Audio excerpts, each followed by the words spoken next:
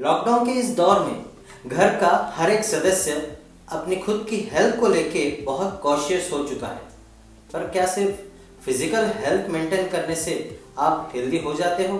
जी नहीं। WHO के अनुसार अगर आपको आपकी हेल्थ मेंटेन करना है तो आपको फिजिकली, मेंटली और सोशली इन तीनों तरह से फिट होना यानी हेल्दी होना जरूरी है। इन तीनों लेवल पे अगर आप हेल्दी हो तो ही आपको हेल्दी समझा जाता है। अगर इसमें से फिजिकली, मेंटली या फिर सोशली अगर आप अनहेल्दी हो तो आप पूरी तरह से हेल्दी नहीं हो। इन तीनों में फिजिकल और सोशल हेल्थ को बहुत ज्यादा इंपॉर्टेंस दिया जाता है, पर मेंटल हेल्थ को हमेशा ही इग्नोर किया जाता है। तो चलिए जानते हैं आज के वीडियो में अपने मेंटल हेल्थ का और मेडिटेशन का क्या रिलेशन है।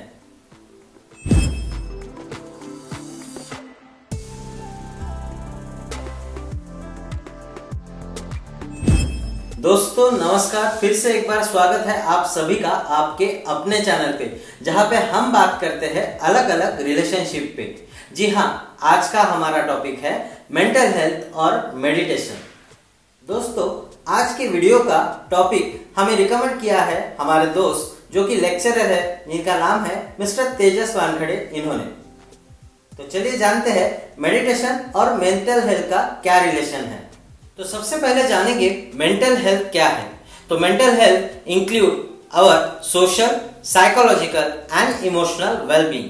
मानसिक स्वास्थ्य यानी सलामती की एक ऐसी स्थिति है जहां पे कोई भी व्यक्ति अपनी क्षमताओं के बारे में जान सकता है, उसे अपनी क्षमताओं का एहसास होता है, उसके साथ साथ लाभकारी और उपयोगी ढंग से वह काम कर सकता है और समाज के प्रति अपना योगदान दे सकता है और जिंदगी में आने वाली सभी तान तनाव पे अच्छी तरह से काम कर सकता है, उनका सामना कर सकता है।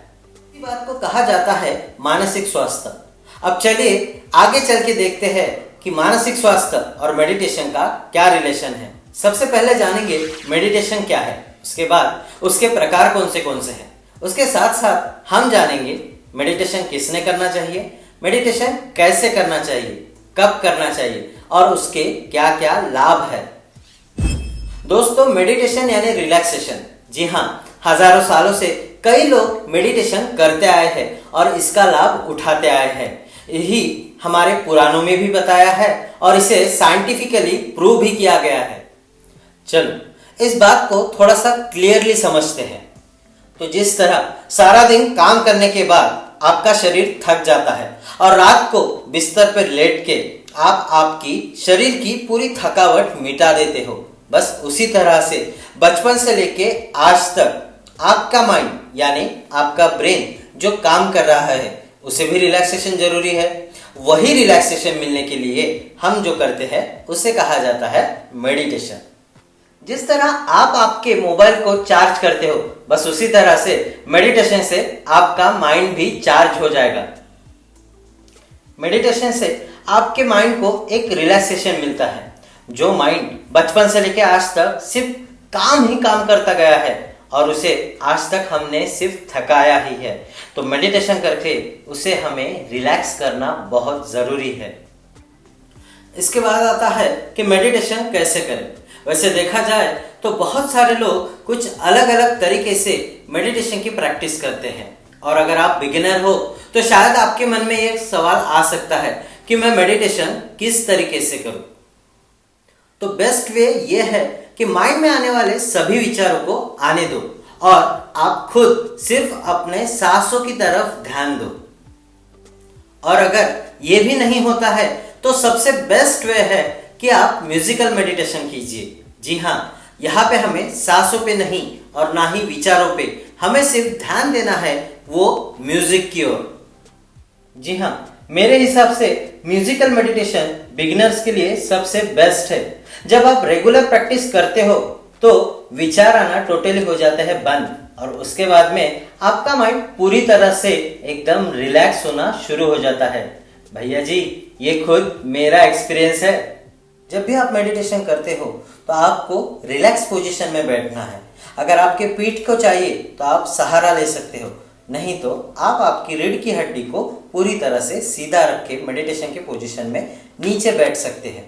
जी हाँ, नीचे बैठते समय आसन लेना ना भूलिए। अगर आप नीचे नहीं बैठ सकते हैं तो आप कुर्सी पे या फिर आप जहाँ कंफर्टेबल है ऐसी जगह पर बैठ सकते हैं और आपके पैरों को आपको पूरी तरह से रिलैक्स छोड़ना है। हो सके तो मेडिटेशन के लिए आप सादी बैठक का भी इस्तेमाल कर सकते हैं। मेडिटेशन करते समय अपनी दोनों आंखों को पूरी तरह से बंद करके अपने दोनों हाथों को घुटने के ऊपर रख के बस शुरू हो जाओ। अगर आपको कोई स्पेशल टेक्निक सीखनी है तो उसके लिए उसके प्रशिक्षित अनुभवी शिक्षकों का सहारा लीजिए। तो चलिए जानते हैं टाइप ऑफ मेडिटेशन। सबसे पहले विपश्यना मेडिटेशन, जी हाँ, जिसे विपश्यना ध्यान भी कहा गया है। उसके बाद में आता है स्पिरिचुअल मेडिटेशन यानी आध्यात्मिक ध्यान। उसके बाद में फोकस मेडिटेशन, जिसे केंद्रित ध्यान भी कहा गया है, और म्यूजिकल मेडिटेशन इसी का एक प्रकार है। उसके बाद में आता है गतिशील ध्यान यानी मोमेंटल मेडिटेशन। उसके बाद में आता है गूढ़ चिंतन यानी ट्रांजिशनल मेडिटेशन, और सबसे आखिरी और जिसे हम सबको पता है और हमारे पुराणों में भी जिसके बारे में कहा गया है वो है मंत्र मेडिटेशन। इसके बाद में आता है कि मेडिटेशन किसने करना चाहिए, कितने देर तक और कब करना चाहिए। तो आंसर है मेडिटेशन हर किसी ने करना चाहिए। सूर्योदय से लेकर सूर्यास्त तक आप कभी भी मेडिटेशन कर सकते हो, और अगर पॉसिबल होता है तो ब्रह्म मुहूर्त पे यानी सुबह 3:30 बजे से लेके 5:30 या 6 बजे तक आप कभी भी मेडिटेशन कर सकते हो। उसका टाइमिंग फिक्स रखना है। और हाँ, कितने देर तक, तो आप स्टार्टिंग में 20 मिनट तक मेडिटेशन कर सकते हो। उसके बाद धीरे धीरे प्रैक्टिस करते करते आप आपका टाइमिंग बढ़ा सकते हो, फिर वो 1 घंटे या फिर 2 घंटे तक भी जा सकता है। अब चलिए जानते हैं कि मेडिटेशन के कौन से फायदे हैं।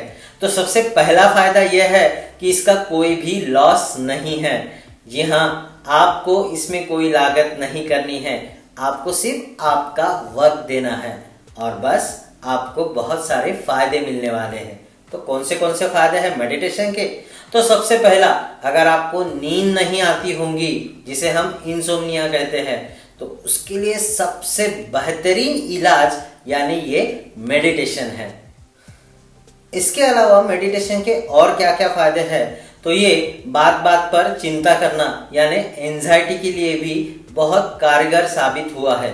जी हाँ, अगर आपको एंजाइटी है तो एंजाइटी कम करने के लिए मेडिटेशन बहुत हेल्पफुल रहेगा।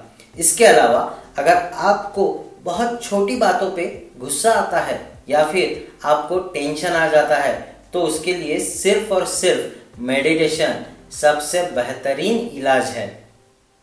मेडिटेशन स्व जागरूकता बढ़ाता है, उसके साथ साथ कंसंट्रेशन भी बढ़ाता है, और हाँ, भूलने की अगर आपको बीमारी हो तो उसे भी ये कवर करता है।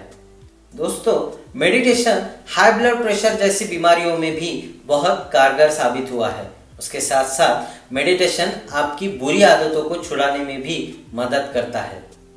तो दोस्तों, ये सब कुछ था मेडिटेशन के बारे में। जी हाँ, अगर आप मेडिटेशन रेगुलर करते हो तो आपकी खुद की मेंटल हेल्थ जरूर ही अच्छी हो जाएंगी और आप पूरी तरह से हेल्दी हो जाओगे।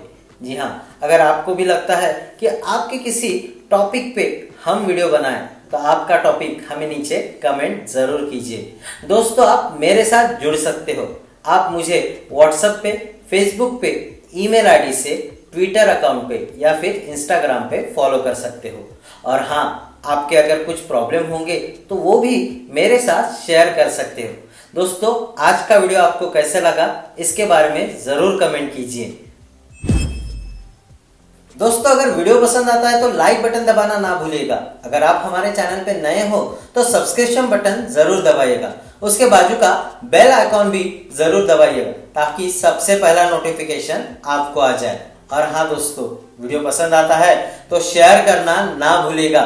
जैसे मैं हमेशा कहता हूँ, शेयरिंग अच्छा होता है। तो चलिए दोस्तों, मिलते हैं अगले वीडियो में। तब तक के लिए नमस्कार।